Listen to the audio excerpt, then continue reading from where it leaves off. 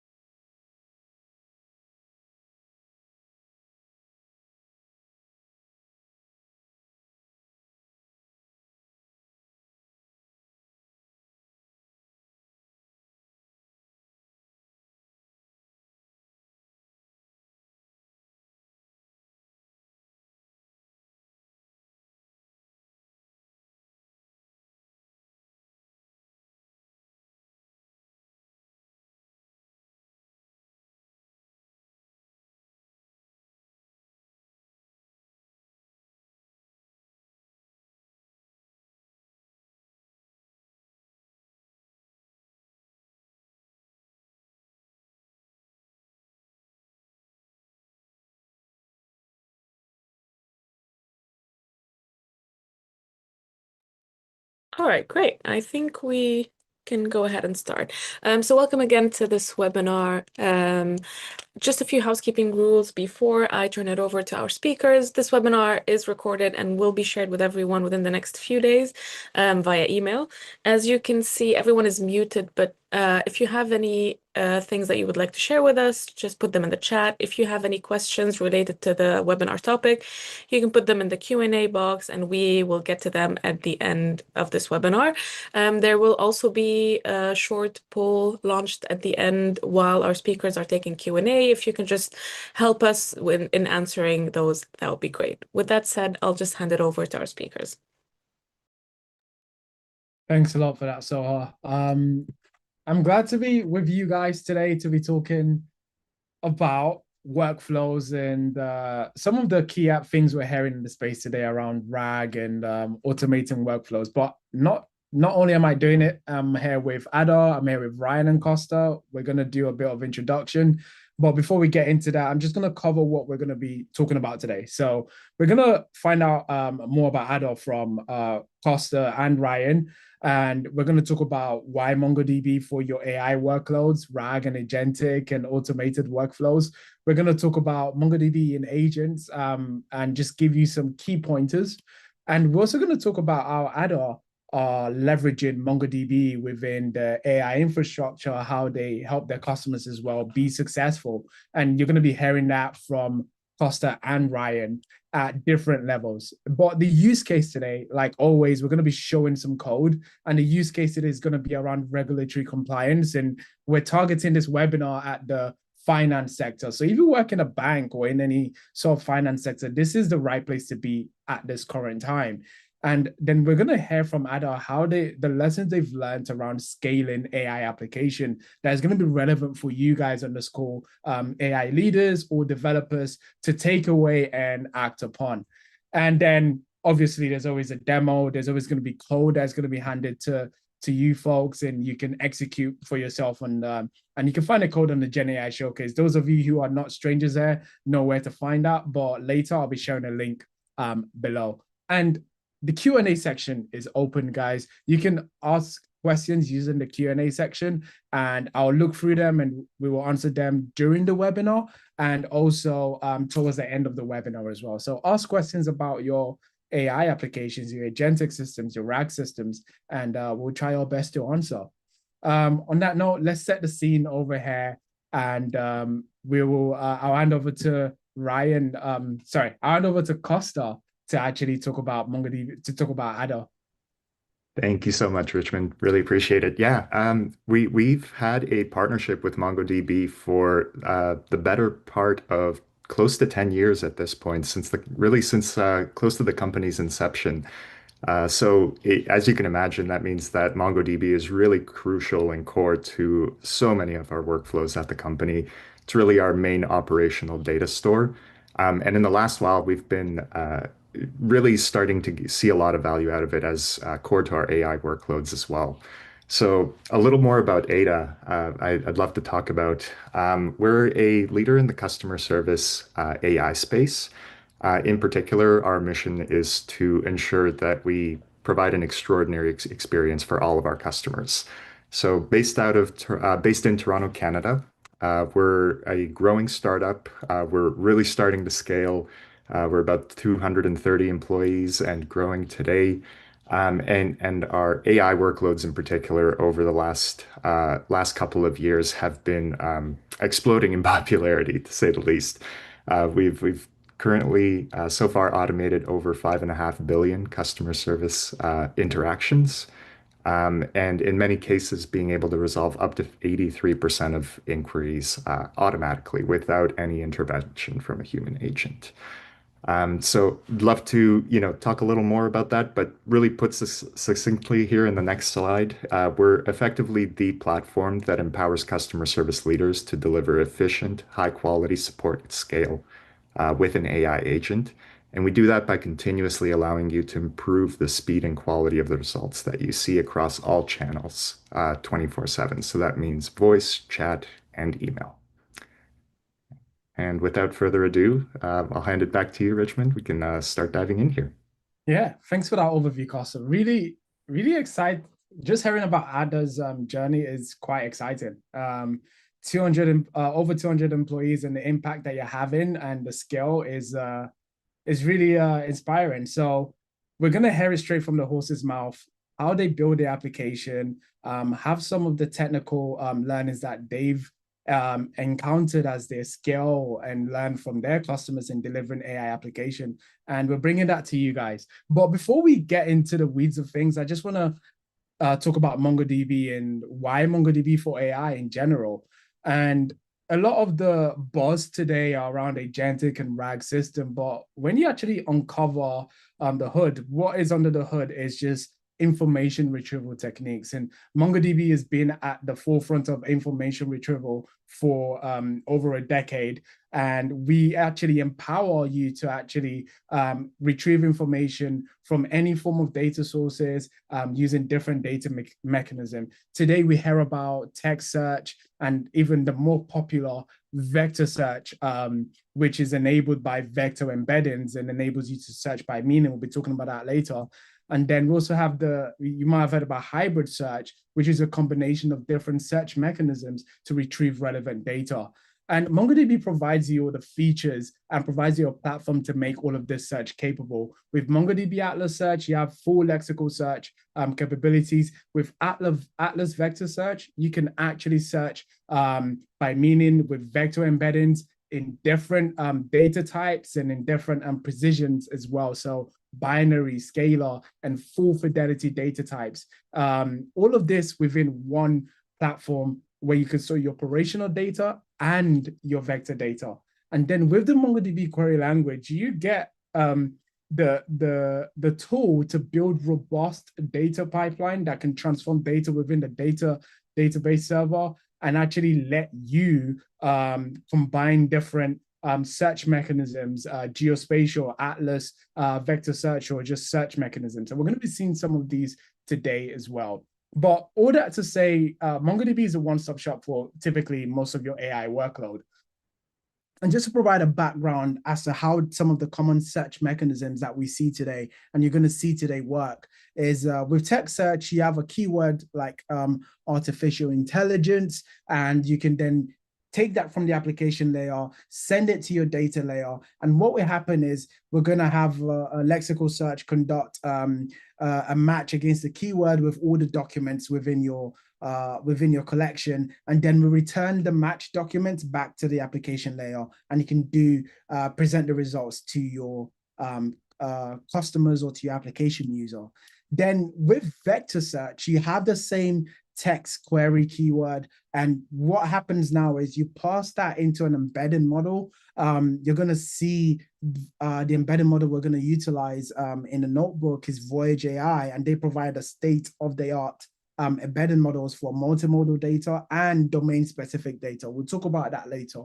But once you pass this text, image, or your whatever data object into your embedded model, what you get out is a numerical representation of the embedded model that's captured the semantics of the data object. And what that allows you to do is actually conduct search by meaning or semantic search using our vector search operator.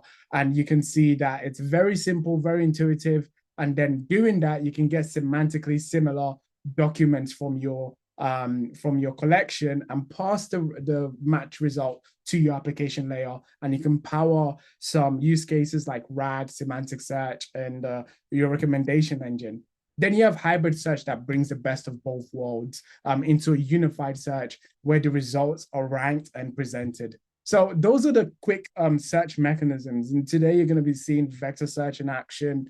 Vector search powers a lot of some of the AI capabilities we're seeing today. And it's very important within AI workloads. And just to level set here, vector search is just taking two or more vector embeddings and measuring the distance between these embeddings, where the closer they are, the more semantic similar they are in a high dimensional space. So there are different distance metrics you can use, but for the most common one that is used is cosine, and it's the one that is going to be used in this notebook later on in this webinar. So vector search is behind a lot of some of the AI applications we're seeing today. Today, we're going to be seeing how vector search can power automated workflow and data ingestion. And on that note, I'm going to quickly touch on RAG. We can't do a webinar on AI without talking about RAG, retrieval augmented generation, which is simply just adding relevant data to a user prompt and passing that to the LLM to get an output that is more relevant to the scenario, to the context, or to the domain that your application is within. So RAG is pretty much a technique. And RAG is not just vector search, right? You can use any search mechanisms with RAG. The key thing about RAG is retrieving relevant data, and MongoDB gives you all the tools to make that happen.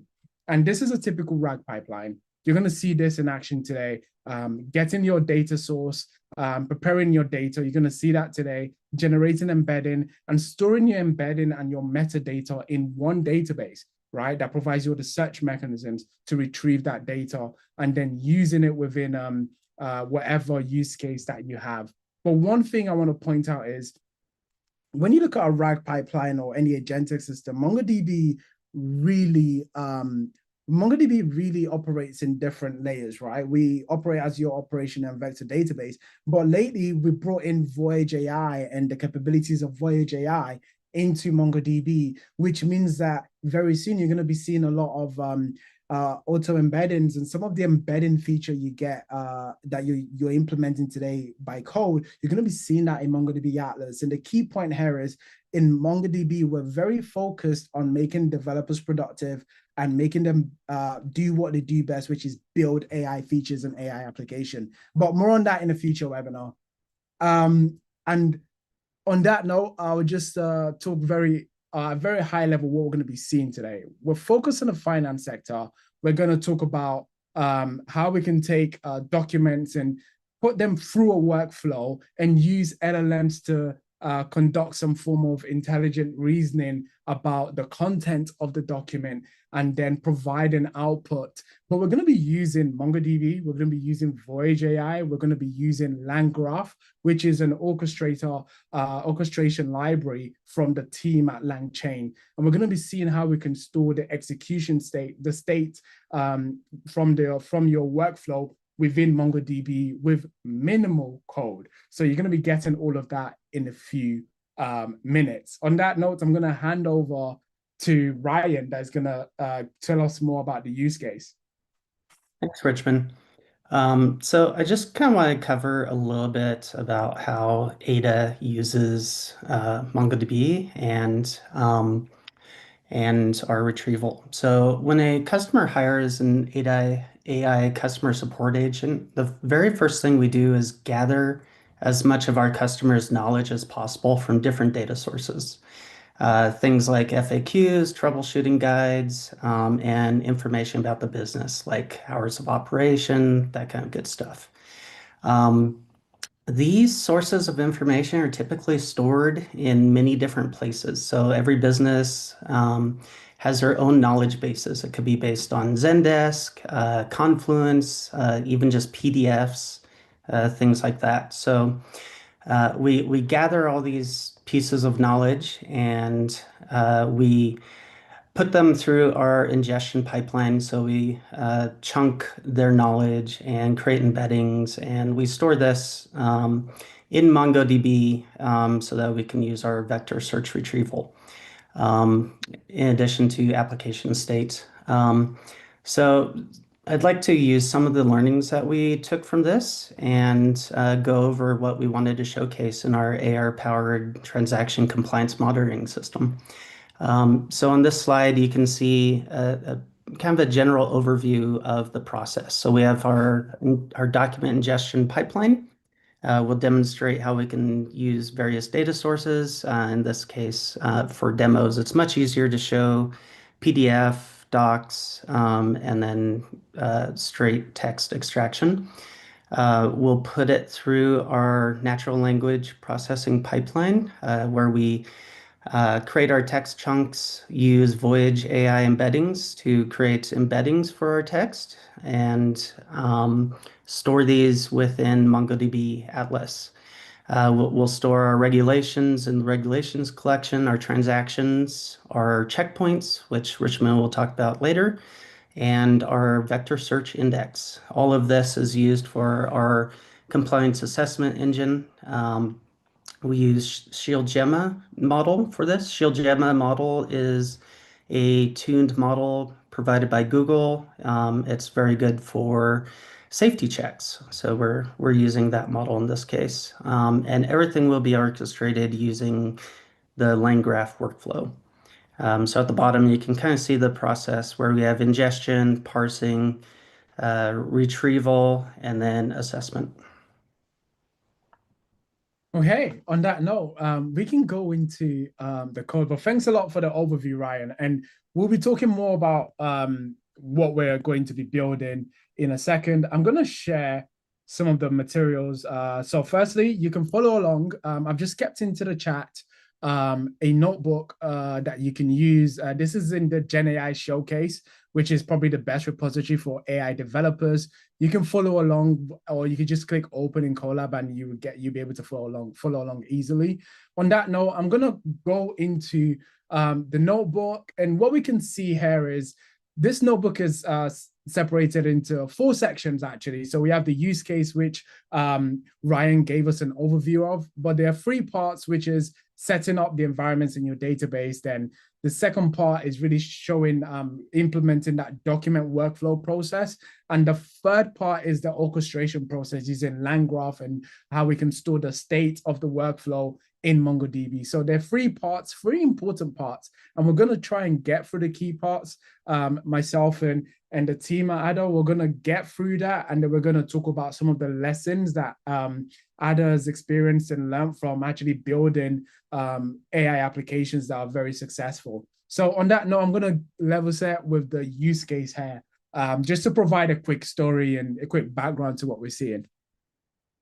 So a lot of, in today's environment, we have finance transactions that are happening in real time at a global level, meaning there are transactions going from one country to another, but different countries can have different regulatory compliance. And what that means is, if I'm going to take, if I'm going to handle a transaction from a country like America, there's certain rules that I have to follow to make sure that the transaction is compliant with the regulatory of the country I am within. So you'll be surprised that banks actually get fined hundreds of millions a year because of this simple problem, which is not actually having transactions that are compliant with the regulatory policies of a specific country. So we're trying to create a solution that is an automated workflow that can take in a transaction and then look at the content of the transaction and determine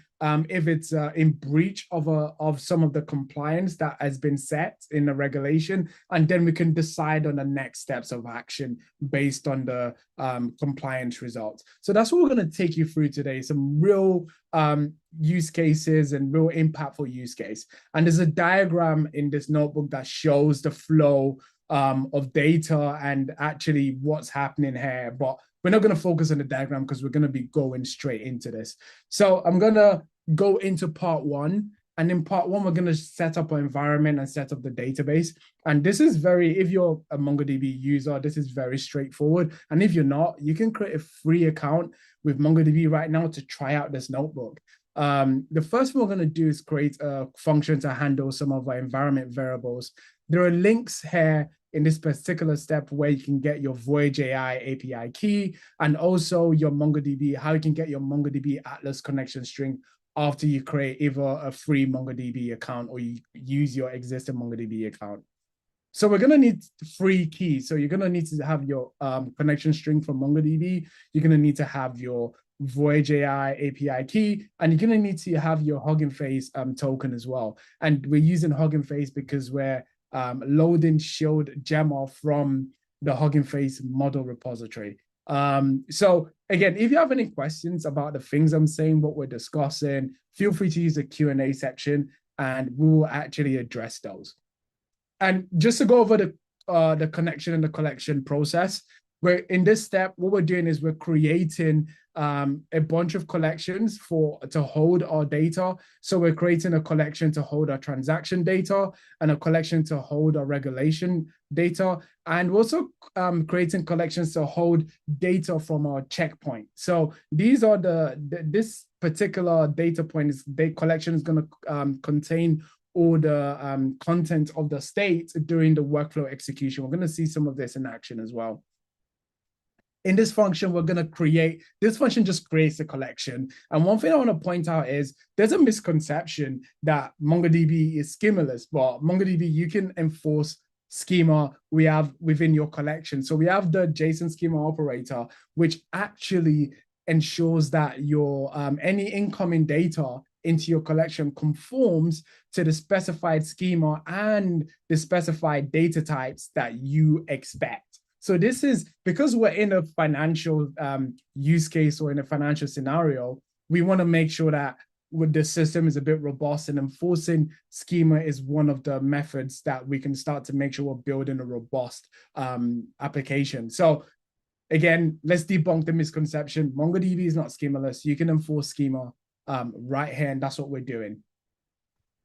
Next thing, we're going to then run these functions we're going to create these collections if they don't exist. And the next step, which is very important, we're going to create a vector search index. We've spoken about what vector search is, but to enable vector search within MongoDB Atlas, you have to create a vector search index, which is a data structure that allows for the efficient traversal of your vector documents and index of your vector records within MongoDB Atlas. So this is what your vector index is going to look like. Very simple, very straightforward. You're going to specify the type of index, the path of where your vector embeddings is located on your documents, the dimension size of your vector embeddings, and this is the number of elements within a vector embedding. And for this particular notebook, we're using 1024. Then we're going to use the cosine distance similarity measure that we spoke about earlier. And that's it. You have a function to create your vector search index. And with MongoDB, even on the free version, on the free Atlas account, you can create up to free vector indexes. So you can definitely use this notebook and execute it without actually paying for a MongoDB account. So we create our vector search index, and now we go into the key aspect of the document workflow. So right now, just to cover, what we've done is we've created collections within our databases to handle our transactions, to store our regulations, and to handle data coming from the execution of the workflow through the LangGraph MongoDB checkpointer. Now I'm going to hand over to Ryan. He's going to talk about the document workflow processing. Sure. So at this point, we want to ingest our regulation documents so that we have something to compare against. So in this notebook, we've put in a few different types of parsers, one for PDFs, docx, text, and then also for JSON. When executing a notebook, it's much easier to work on text JSON formats than it is to point to a file and things like that. So at the top here, we have our regulation document. This sets our schema for our titles, our content, our source, our jurisdiction, very important, and our publication dates, and also fields for our embeddings. We have our document processor. This centralizes our logic for processing our regulation documents. So you can see at the top we have a text extractor from PDFs. So this kind of demonstrates how we can read in PDFs and gather the information we need. We also have one for docx and then text at the bottom. This notebook uses the text processor, but you can edit it to use the other processors in addition. So then we have our process document, does a little bit of logic depending on the type of document we're processing, and looks for all the different types of fields that are required for this, and uses our model from above to represent the document in a consistent, uniform way. Okay, and then also we look for our metadata and all of our fields to construct the regulation document. And then the next method, this uses some fancy regex to try and figure out the metadata for jurisdiction, publication dates, keywords, things like that. So at this point, we have a representation, a consolidated representation of our regulations.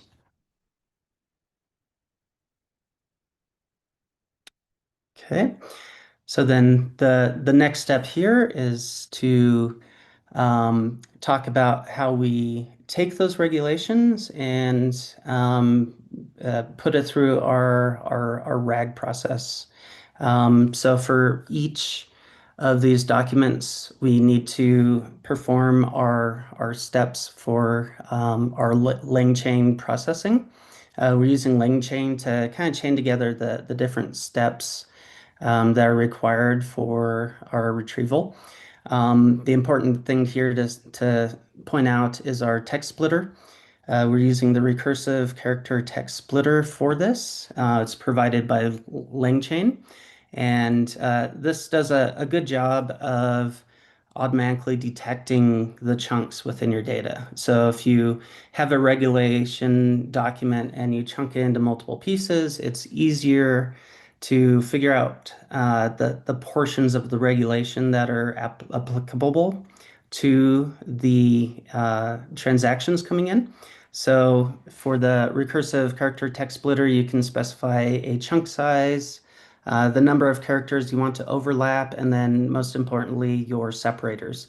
So here, you'll see below, most of our regulations are separated by multiple new lines. So the separators include multiple new line characters, new lines, and this will go through each regulatory document and chunk it up into portions.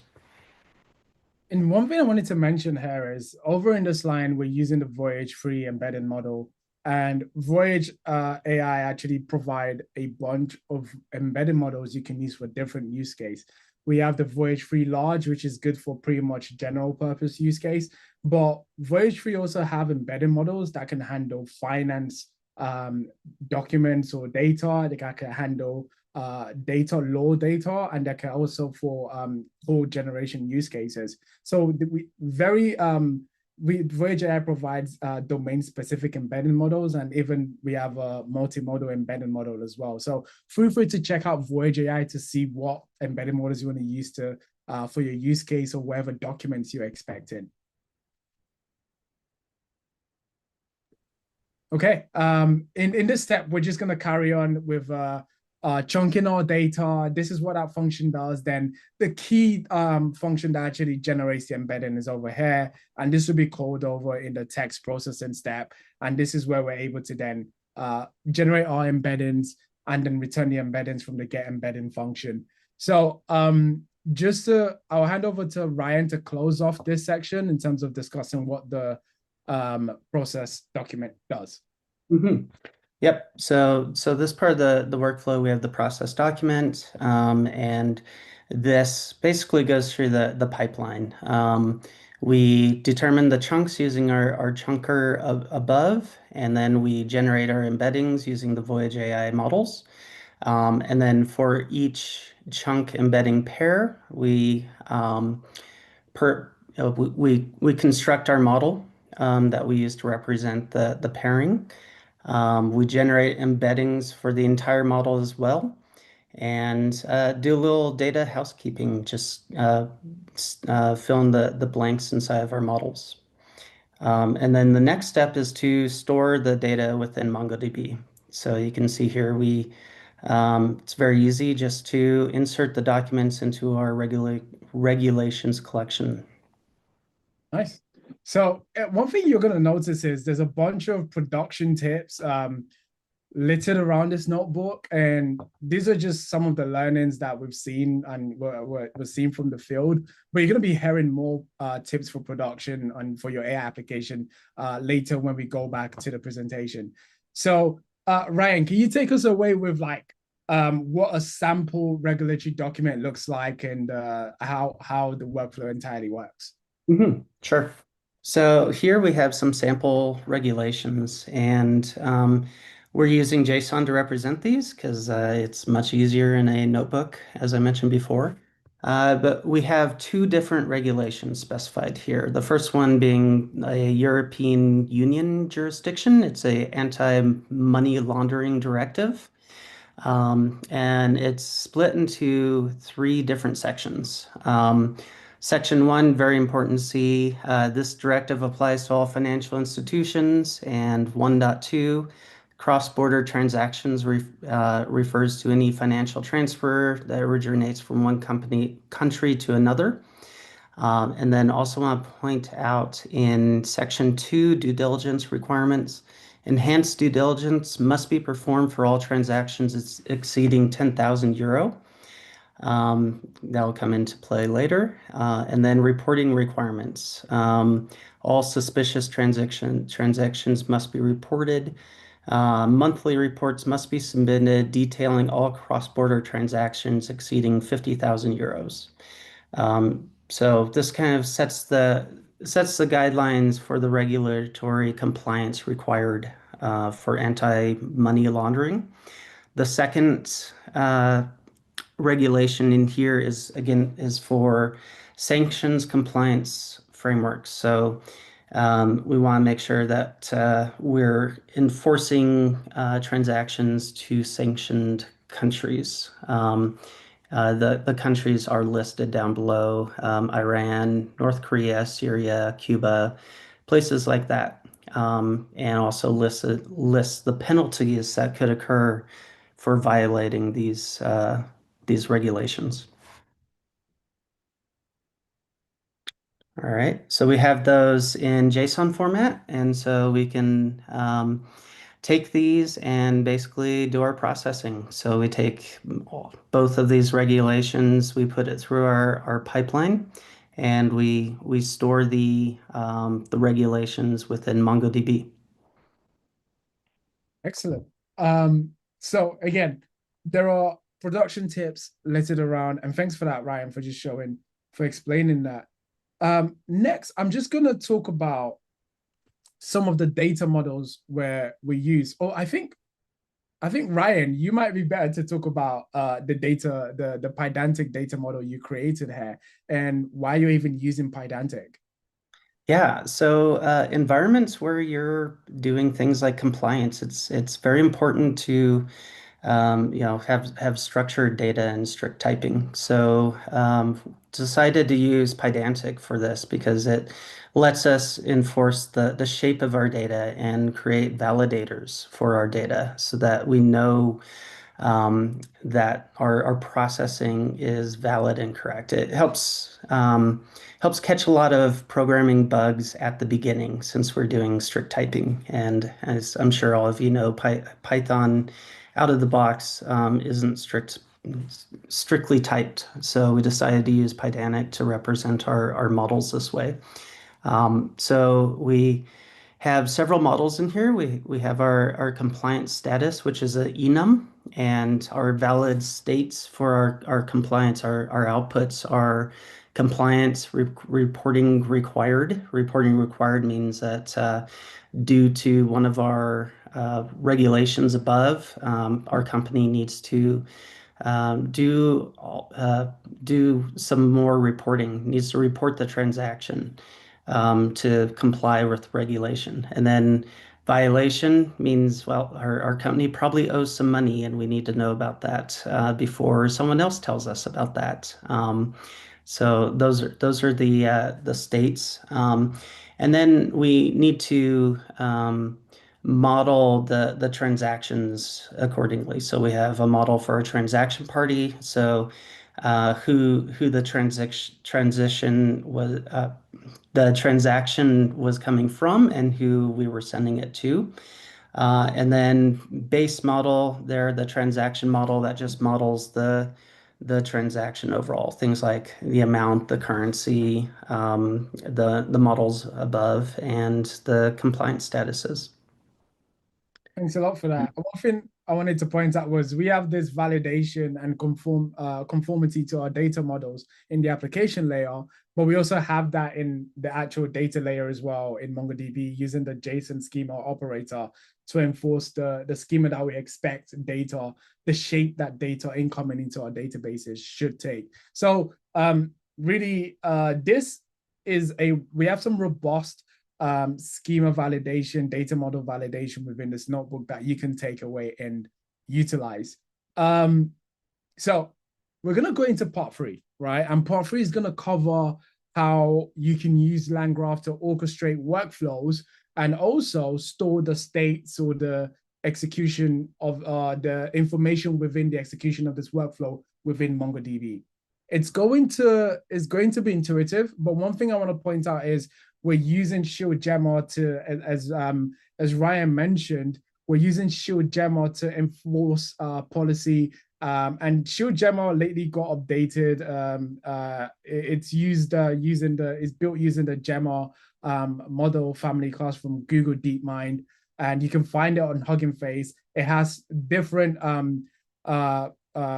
different parameters in terms of the number of parameters within a model. So we're using the 2 billion parameter Shield Gemma variant, but also this notebook was executed on a GPU infrastructure as well. So if you don't have a GPU available, maybe use a 2B, but if you have a GPU available, you can use a bigger model for Shield Gemma. So on that note, we're going to talk about some of the, we could just enter that. So we're going to talk about some of the workflows there and what we're doing. So we have a compliance engine, and within the compliance engine, we have a bunch of functions or methods that actually encapsulate the operations that we've spoken about, and we allow us to construct a graph that will hold different nodes that represent different processes that we defined earlier that can be orchestrated using LangGraph. So our compliance engine needs the actual model that is gonna actually enforce the compliance using some of the rules that it's been set to enforce to be compliant to. So we're going to talk about some of the rules in the prompt below. So here we specify the model we're using, Shield Gemma. Then we generate a pipeline that takes in our model, specifically Shield Gemma, the tokenizer that we're going to be using.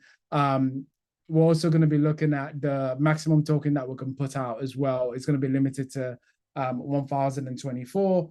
But then we're going to specify the LLM we're going to be using and also the text processor, which was defined earlier previously.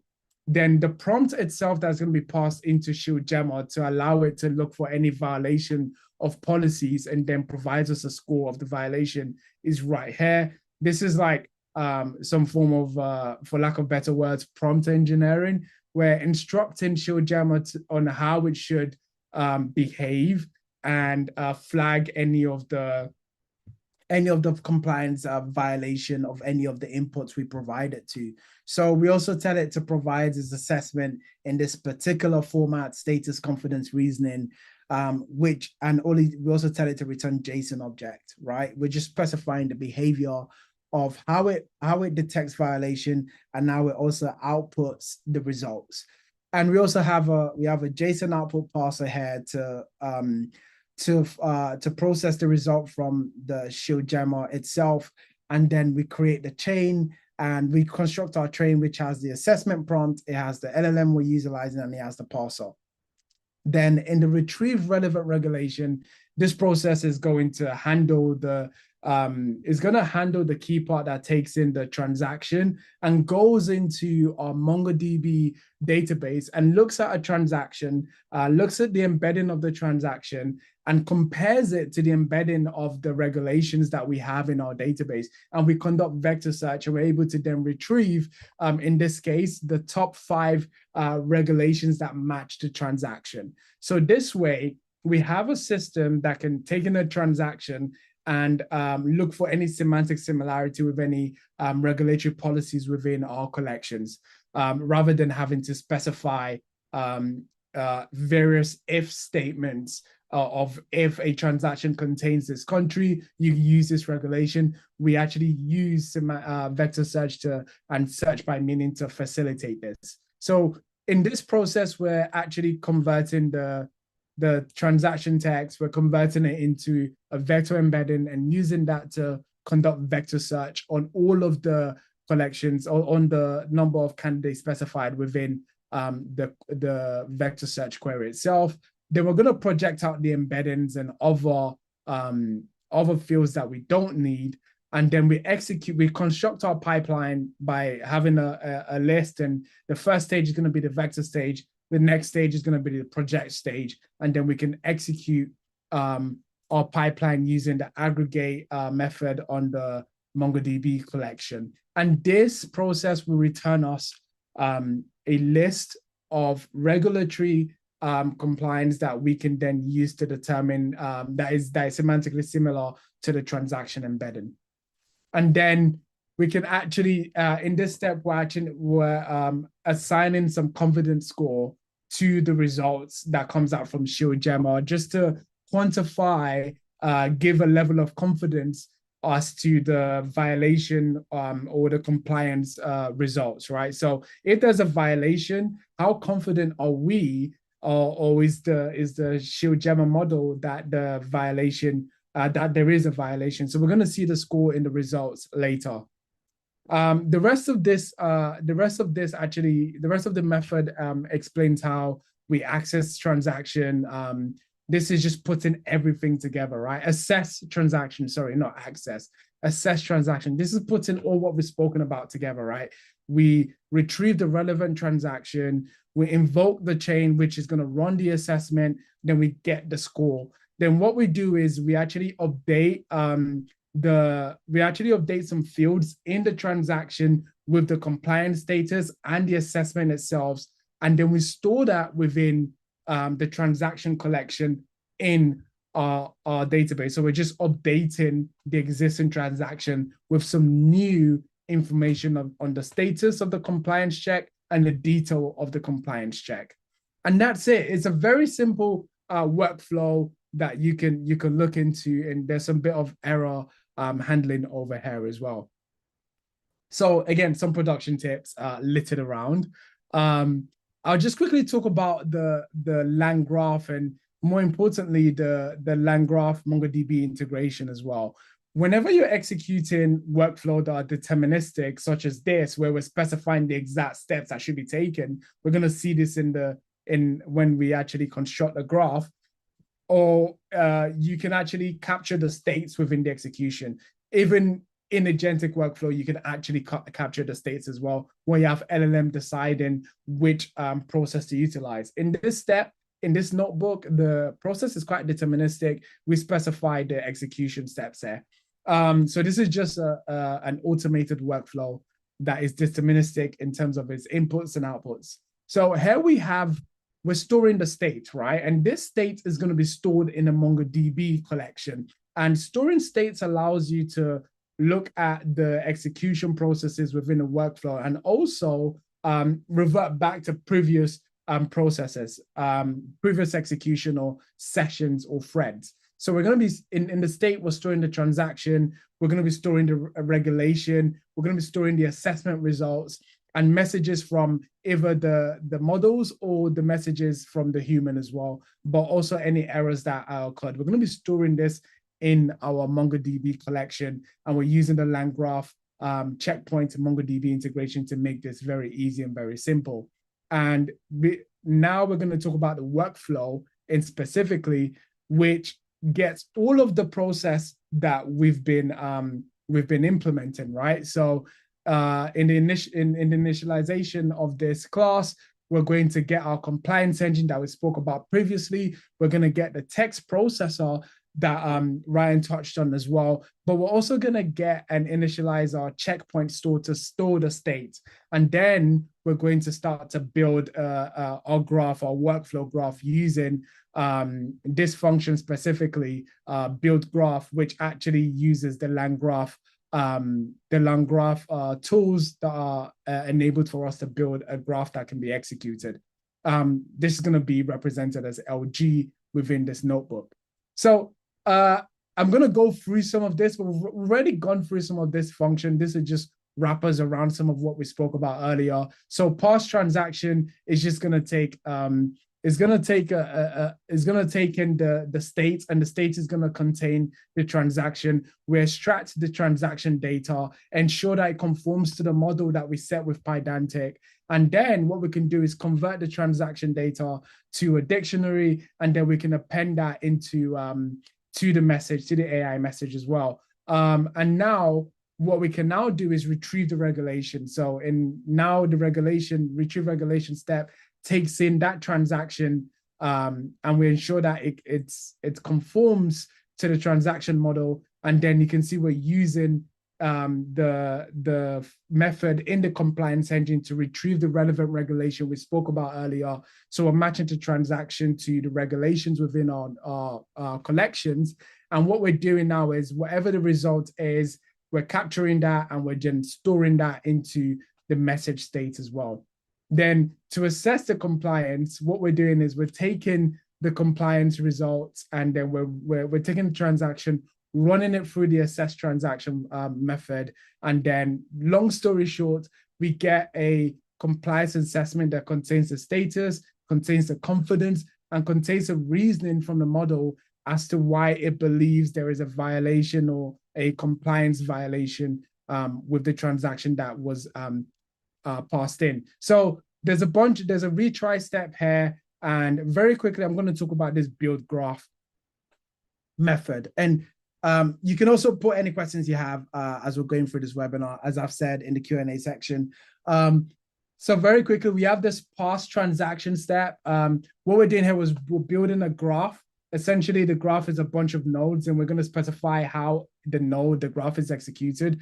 We're going to create nodes, and nodes are going to be the functions that we implemented previously, right? We have the parse function, retrieve regulation, and the assess compliance. By now, you know what these functions do or these methods do. And then we're going to specify the edges, right? So we're going to say the entry point, we're going to specify the entry point over here, which is a parse section, parse transaction.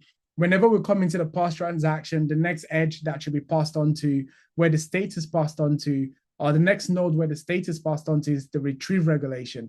Then from the retrieve regulation, we want the state to the execution to be passed on to the assess compliance.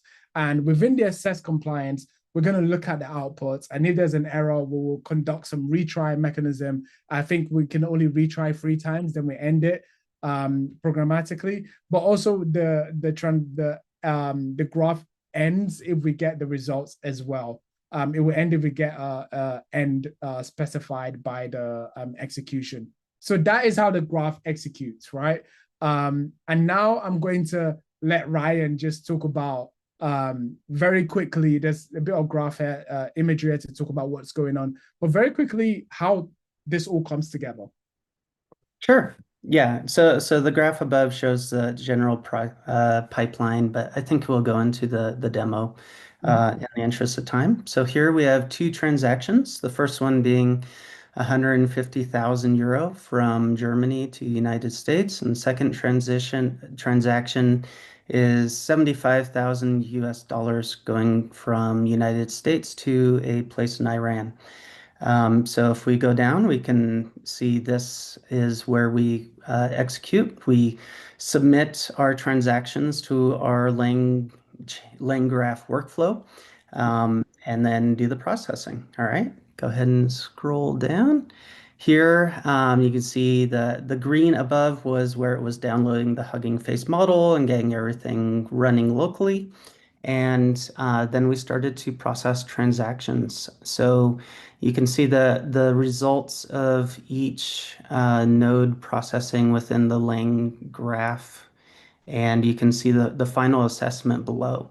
So for the first transaction, the status is reporting required. It says the transaction exceeded 10,000 and involves a cross-border transaction. And it also specifies the regulations that it deemed appropriate for this transaction. For the second transaction, the final assessment was violation. Uh-oh, we owe money now. The transaction involves a receiver in Iran, so it properly detected that we sent money to an entity in Iran, and we need to report this as a violation. Excellent. So you can execute this notebook and give it a go. We're gonna just, for the sake of time, we're gonna quickly go into hearing straight from Costa some of the lessons they've learned from actually scaling AI applications. Absolutely. Thank you so much, Richmond. That was a really cool and comprehensive presentation there. Yeah, we wanted to chat a little bit about some of the best practices and some of the issues that we've run into with, just scaling applications for a startup, for a growing startup. So number one, really wanted to talk about just the importance of schema design and why it really matters. As you can imagine, in any growing company, you're going to have an increasing amount of data over time, and at some points, it might become parabolic, exponential even. So in those situations, it's really crucial to know that the foundation that you set for your data early is appropriate and something that's able to grow with the company. So understanding, your hot storage needs versus your cold storage needs is really crucial. That way you can, move and archive or remove cold storage or unnecessary data as your company grows and as you no longer need it, for example. Um, part part of uh, Part of what makes schema design, I think, also so crucial is really just getting the indexing strategy right from the beginning, but also reviewing that strategy as you go for further and as your data tends to grow over time. It's really critical because you obviously need indexing for performance reasons to ensure that you can have fast reads, but it also comes with a cost of potentially and making writes take longer. So indexes also they consume a lot of RAM. So if your working set of your documents and your indexes doesn't fit into your memory fully, performance can fall off a cliff. So it's vital that if your workload is something that's very performance sensitive, where latency matters and needs to be in like the low millisecond range, that you ensure that you're sizing your data store appropriately, that you're able to scale your MongoDB storage in order to fit your indices into memory. And if you are projecting that you're going to be running out of storage, that's also a time where you need to consider, hey, are there maybe certain indexes we can remove? Is there certain data we can offload or remove, or do we want to start thinking about the sharding strategy going forward and how to really scale out the data store horizontally? So lots of considerations there, and I'd say it's you really want to keep your business and your product in mind when you're thinking through these to ensure that you're making the right decision at that time, and not introducing too much complexity early, but also not holding off on that complexity if you're going to outgrow the limitations of your data store. So that's like one very, very, very big topic. The other topic, one of the key lessons for us was really ensuring that we standardize observability across all of our environments. So at Ada, we support deployments for our customers' AI agents within different data zones, and we isolate, our customers' data storage within those data zones into separate, MongoDB clusters. Part of that means that, some data zones are going to have a lot more, a lot more customers, a lot more throughput, just depending on the distribution of our clients. And when you have, different scaling limits and scaling needs for these different data zones and for these different MongoDB clusters, it means that, you're going to run into different types of scaling issues.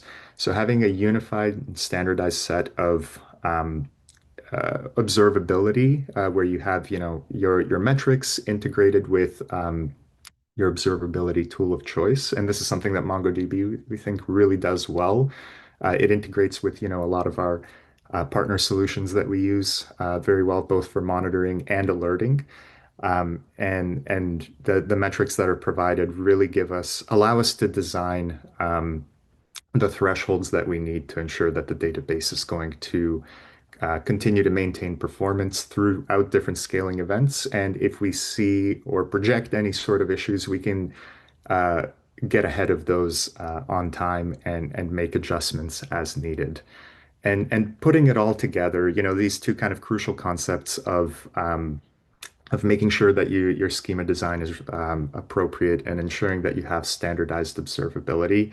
I think what really helped us as a growing startup make that happen was, being able to rely on the experts in that domain where appropriate. So ensuring that we were able to use MongoDB's, professional services, I think was very critical for us to uh, help navigate and guide us through a lot of those steps that it's simply, sometimes very difficult to find your way through when you're, a rapidly scaling startup and you need to be able to know what the best practices and solutions are for the level of usage that you have. So definitely, yeah, very well deserved nod and thank you to the team at MongoDB for helping us throughout this journey. It's been pretty incredible, and we look forward to a lot more partnership together going forward. I mistakenly just like pressed a button out of excitement and we just skipped through 10 slides. But very quickly, as we close out, and thanks a lot for sharing these learnings, Costa, and also thanks a lot for sharing the code, Ryan. The information and the knowledge you guys are bringing is really useful and really applicable. So you guys should try out some of the code that we provided on the GenAI showcase and let us know your thoughts. There's a poll that's just come up. So we have a few questions to just ask you guys to help us show up better with our webinars. And while you guys are going through the polls, Costa, Ryan, how best can people reach you guys, right? Just to ask you some more lessons learned from scaling AI applications. Yeah, for myself, please don't hesitate to reach out to me on LinkedIn. You can find me. I'll post actually here just in the channel my link, and I'd be more than happy to engage in any deeper conversations you'd love to have, especially when it comes to the operational side of the house. Being a DevOps engineer at Ada, we get to really see a lot of how startup gets to scale through various stages of growth, and part of that is there's a lot that goes into ensuring that everything is appropriate both from a business perspective and a technical perspective. So love to talk about these challenges no matter where you are and meet you where you are. Thank you. Yeah, the same for me. Feel free to reach out on LinkedIn. I spend more of my time on the application side of the house, dealing with LLMs, and If you have any questions, feel free to reach out on LinkedIn. Love to discuss it and talk about other things like evaluations and testing around LLMs. Sounds like a future webinar that we're going to be doing, Ryan. This is exciting. Guys, fill out the polls. It helps us show up better. It helps me understand what you guys want to see and how we can ensure that the next webinar that we do is going to be our best webinar. And a special thank you to Costa and Ryan for taking out the time to really talk to us about how they're using MongoDB, what they're seeing in the field, and how they're probably growing very quickly. Your growth is very exciting. Well, it's Okay. our absolute pleasure, Richmond. Thank you so much for this opportunity. Really appreciate it. Thank you as well. Really Hey appreciate it. guys. So we're gonna close out. Just gonna give some time for folks to fill out the survey very quickly. But on that note, I'll be seeing you guys at the next webinar. And it shouldn't be too long. We should be showing up again next week. Over to you, Soha, just to close us out. Great. So as you mentioned earlier, you will receive the recording within the next few days via email. And if you do have any questions, just reply to that email and our speakers will be more than happy to help. And hopefully we'll see you in upcoming webinars. Thanks, everyone.